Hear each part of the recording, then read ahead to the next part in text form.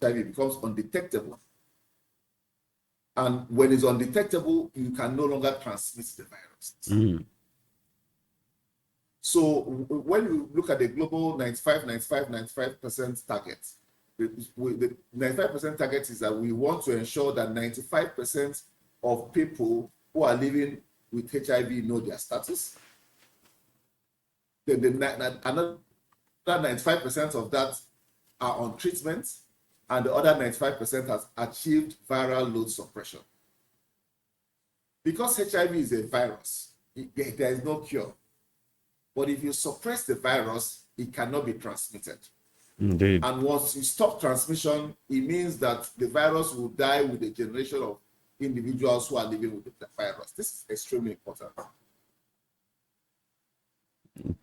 Interesting. Now, so we are managed to sustain these gains by all the funding that's come from the Global Alliance, and a bit of it from the Nigerian government, and a tiny bit of it from the Nigerian private sector, to ensure that today, of the 2 million Nigerians, about 1.9 million Nigerians living with HIV, about 1.7 million of them are on treatment. And about 1.5 million or thereabouts have achieved viral load suppression. This is extremely, extremely important. But with what has happened today, now that treatment, because it's been funded by the likes of PEPFAR, Global Funds, etc., that treatment is free. But with what has happened today, it means that a significant number of people living with HIV in Nigeria who have achieved viral load suppression, who are living normal lives, may no longer be able to afford the treatment. And if they can no longer afford the treatment, two things are likely to happen. First of all, their viral loads will spiral. They will start transmitting the virus again. And we are faced with another health crisis. A health crisis that has the potential to overwhelm our health infrastructure that's already struggling. The only reason why HIV has not overwhelmed our health infrastructure is because somebody has been paying the bill. So without this funding, we are facing a major crisis. And it refers to the fact that the federal government has earmarked about $1.3 billion as a stopgap to address treatment and get HIV kits for about 150,000 people. Yeah. But I've told you that we have about 1.7 million people on treatment in Nigeria, yes, of which 1.5 million are funded by PEPFAR alone. So $150,000 kits will not cut it. Dr. Jekwu, I think it is important for the sake of people listening to have an idea of what the value per kit is, especially now that it may not entirely be free at this point. And then let us then come to 100 and the frequency at which they need to procure this treatment or this retroviral kit.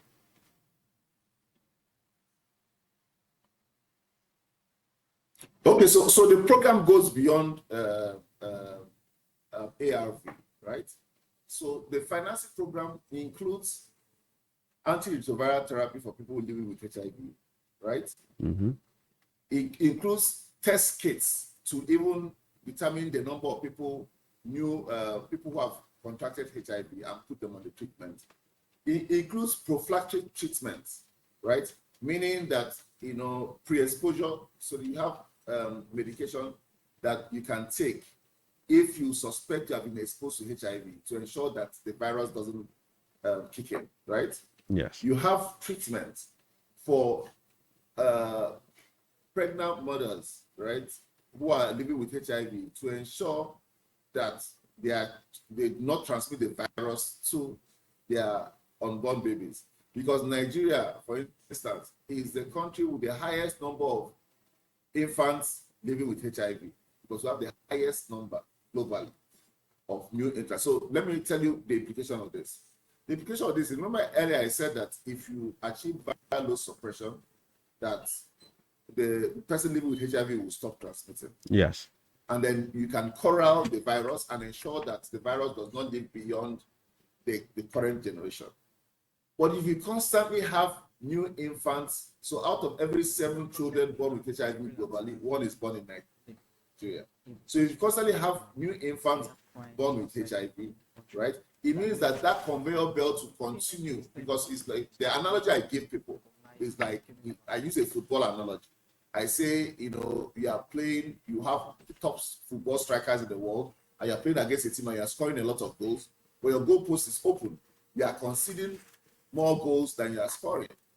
So if you are detecting the people who are living with HIV, getting them on treatment, achieving viral load suppression, and every year you have more children born with HIV than anywhere in the world, it means that you are feeding that conveyor belt and you will never achieve the global targets for HIV.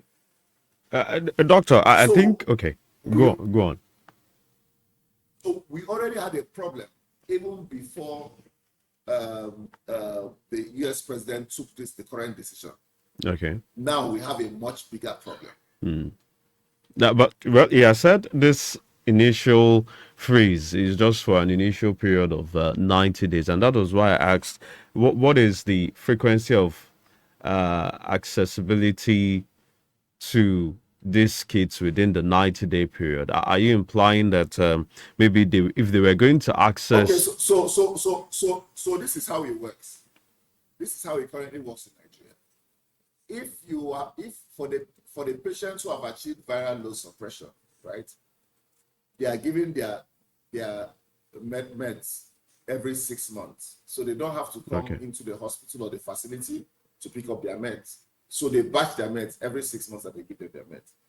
For those who haven't achieved viral load suppression, they need to come into the facility every month to be given meds for the month, so that the health system can track, their progress to ensure that they have achieved viral load suppression. Now, I don't have the data as to the people who have run out of their meds right now, and who are required to come in and pick up their meds. So I'm talking about the ones who have achieved viral load suppression. All right. Now, for the ones who have achieved viral load suppression, within this 90-day window, they cannot pick up their meds, right? Or rather, before they reinstated it for 90 days, but prior to them, they couldn't pick up their meds. Now, the problem with this freeze, right, just like everything that's related to the viral problem, is that if they're off their meds and they then have to come back again, more often than not, they require a stronger version of antiretroviral therapy to suppress the virus. I see. All right. But let's now go back a bit to the reasons that Donald Trump has given, for his decision, and which is that there are a number of organizations that are fleecing, some of the funds that are put in for this intervention. Considering your own work there, do you think that this is in any way correct? Okay, I can't speak to what the data that Donald Trump has. I cannot speak to that because I haven't seen the data. I don't have any credit. He himself has not provided any proof, but they are just insinuations, at least for now, that he has reinforced. Which is why I don't want to speak to it. However, what I will say is that there is a responsibility that comes with global leadership, and the fact that the US government has stepped forward to bridge this gap. Now, even if, this is what we are saying at the African-led HIV control working group, even if the US government has decided to withdraw from this, then there has to be adequate notice for the countries to prepare, because this is a global health issue and we require global solidarity. If you yank this off the way President Trump has decided to yank it off, then you stand the risk. In fact, not stand the risk. You are going to, we are going to draw us back to where we were 20 years ago. We are going to lose everything we have achieved over the last 20 years plus, right? Yeah. And then we will have a global health crisis on our hands. My personal belief, and I'm now in this instance, I'm not speaking for the Africa-led HIV control working group, is that in taking this decision, the people who took the decision did not fully dimension the level or the crisis that it could generate. So if you say you feel that there's some level of fraud or misapplication of funds, that is fine. But we think that you should then provide a transition period to ensure, and clarity as to purpose, to ensure that governments rally and individuals rally or corporates rally to plug that gap. Then what we also say, because we have been saying this for a while, and we have been advocating, we have been meeting leaders of thoughts and governments, etc., is that Africa particularly has to take the lead, because Africa bears the biggest burden of the disease. And then we go cap in hand across the world to get other people to fund treatment of our people.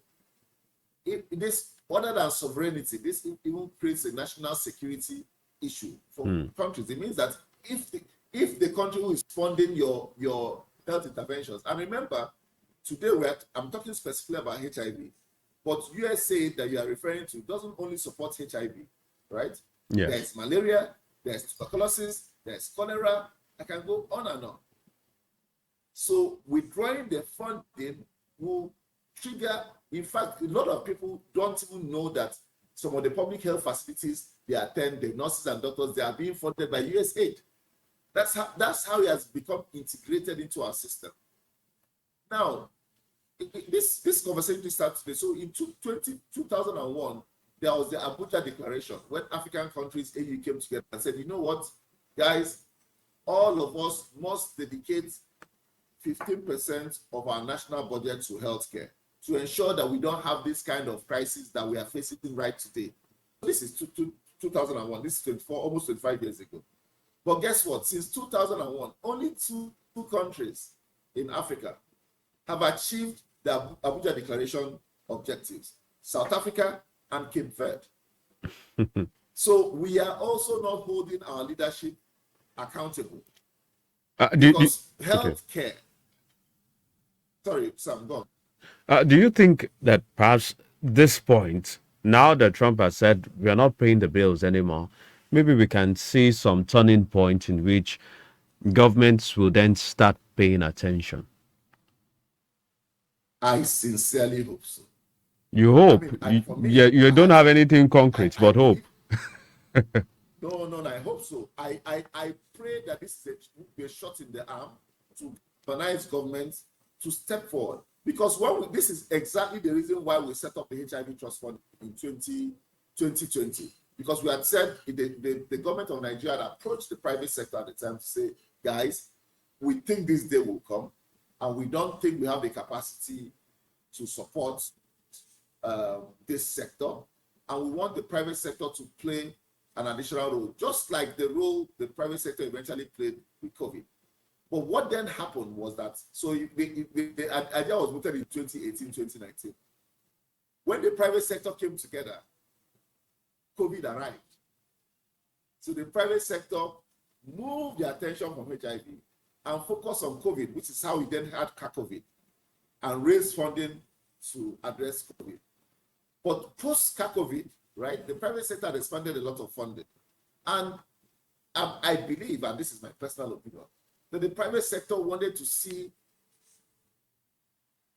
additional commitment coming out of the government. Because, you know, when you come to someone and say you need $500 million a year to do X, Y, Z, and the person is seeing you, it's like you go to somebody and somebody says he wants to borrow money from you and wants you to dash him money in Nigerian balance. And then you see a person living a lao life, living, a profligate life. You will say, why would I give this person money? The only reason why he's asking me for this money is because he hasn't prioritized that problem. So I think what has happened is that the private sector believes, and I'm not speaking for the private sector now, but this is my own believing, that the federal government has not prioritized our health issues, be it HIV, be it malaria, be it tuberculosis, be it cholera. So if they see the kind of funding coming out of, the budgeting system, you arrive at that conclusion. So one of the things I hope this shot in the arm from President Trump will achieve for us is that it will force us to now focus inwards and begin to, first of all, address the Abuja Declaration objectives, allocate 15% of our budget to healthcare, and then look at things like HIV particularly to ensure that we achieve the 95% objective and we end AIDS by 2030, which is the target. All right.